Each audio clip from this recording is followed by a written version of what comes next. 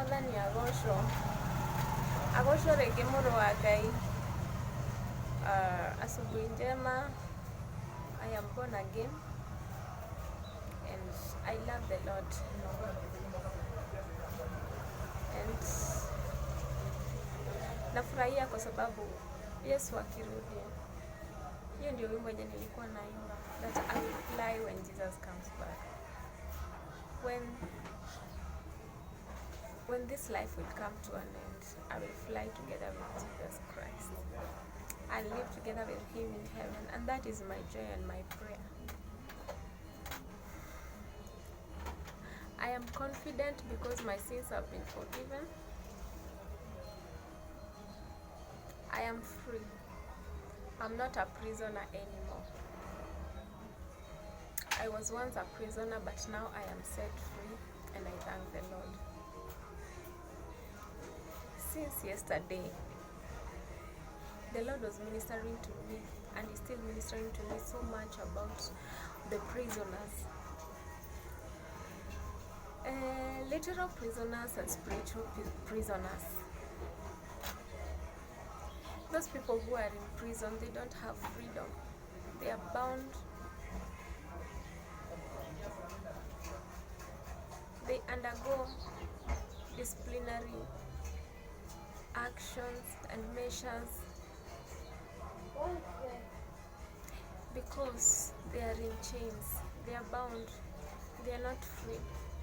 They cannot be happy with their families. Once I had an experience with a prisoner, somebody who had come from prison, not many years, not many months, just 1 month.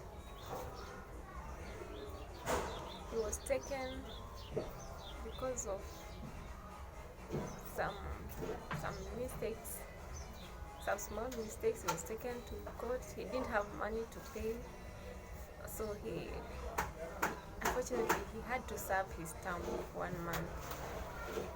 So when he was coming out, he came to where I was working, and he met us together with my boss and my fellow workers, my colleagues. And let me tell you, spiritually I sensed something. I felt a certain smell of imprisonment, a certain feeling, that a very bad feeling that I cannot even explain. And when you look at him, he doesn't have the glory. He doesn't have any glory. He looks dull and pale, and something hits your heart that this person has gone through something difficult.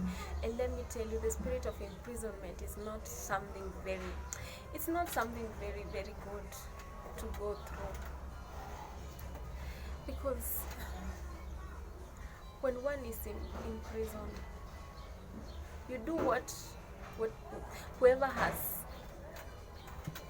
whoever is taking care of you is telling you to do. That is the physical imprisonment. You do whatever the officers tell you to do. You are punished for the things that you refuse to do. And you're an adult, but you cannot tell yourself what to do and what not to do at what time. Unlike those who are free, you can tell yourself, today I'll wake up at this time, I'll pray at this time, I'll wash my dishes, I'll clean my house. When you are in prison, my friend, you're waking up the time the prison warder wants you to wake up, and if you don't, you're punished. That is the pain of being in prison. Now the spiritual prison. We are taken to prison when we sin. Sin is what takes us to prison. And let me tell you, those people who are in prison, they are kind of wamefungwa, wametengwa. Si watu ambao watu wanafurahia kutangamana na wao, kwa sababu watu wanaamini, those who are free believe that ni watu wabaya, na hawafai hata kutangamana na watu. But I believe the purpose of taking these people to prison is to, number one, to punish them, number two, to make them regret of their mistakes, number three, to mend, to try and build them, change them, so that when they come out, they'll be different people who will be helpful to the society and not harmful, maybe the way they were. That's why they were taken to prison. But now, look at the spiritual imprisonment that the devil takes us to. Imagine the devil will lie to you to sin. Then after sinning, he himself will take you to prison. He'll bind you in chains. And let me tell you, when you sin, immediately you enter into trouble. Number one, sickness may enter you. You may become a carrier of sicknesses from the devil. That is because of spiritual imprisonment. Number two, you become a carrier of poverty, lack, stress, struggles, confusion. You undergo rejection, you undergo poverty of the high level, because the devil has chained you and he's controlling your life.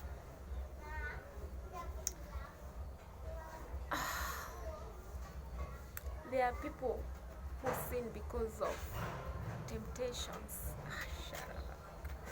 And there are those people who sin because they have made that choice.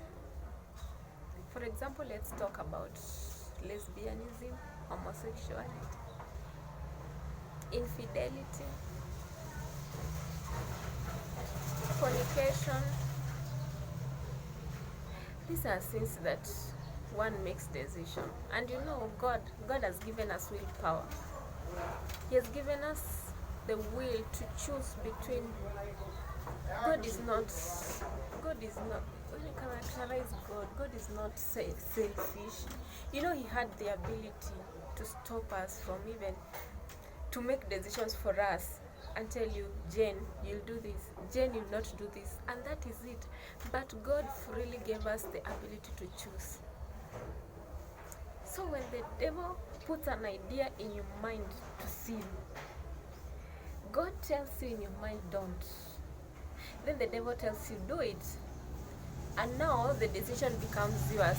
You'll choose whether to do it or not to do it. And then you say, I'm not the first one to do it. So you say, I'll do it. Because let me tell you, sin is sweet. Sin is very sweet when you're doing it. But after doing it, it bites. It's painful.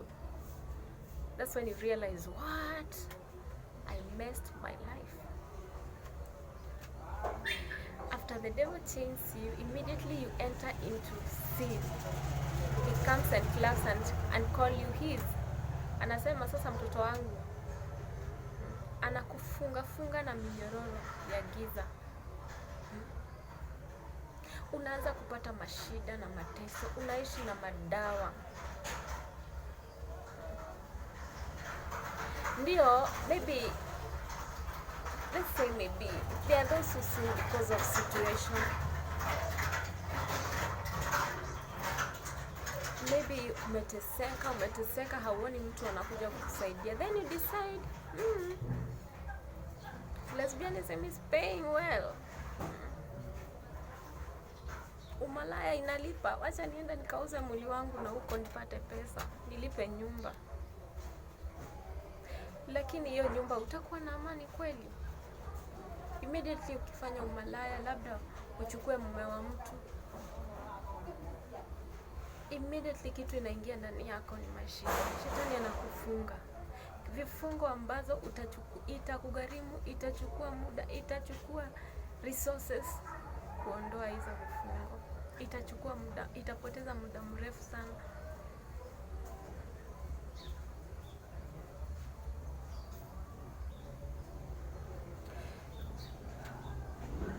Lakini Mungu wetu ni mwaminifu. Mungu wetu ni mzuri. Mungu wetu ni Mungu wa ajabu. Mungu wetu ni Mungu mwenye upendo, ya kwamba wale wenye wako kwa prison, wale wako free, wanaweza kuwatenga na waone ya kwamba hawafai.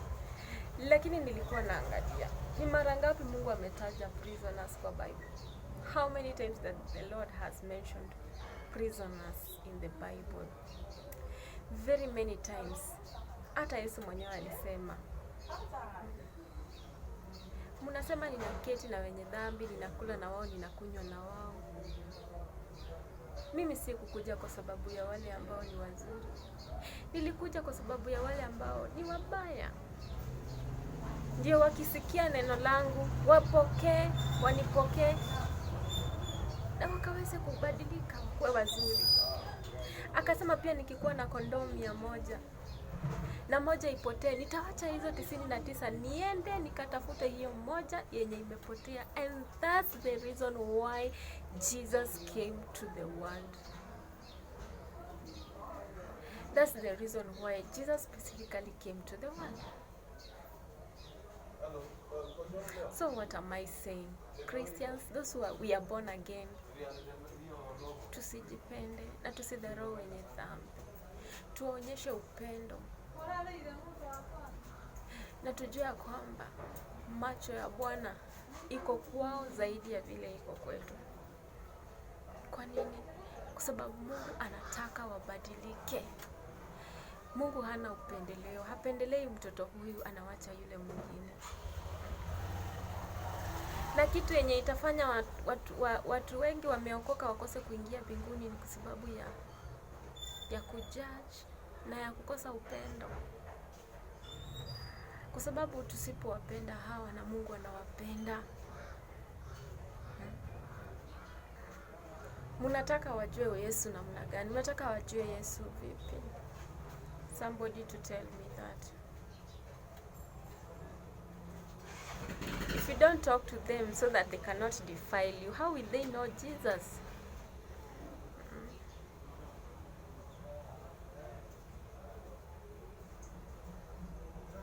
Oh my God.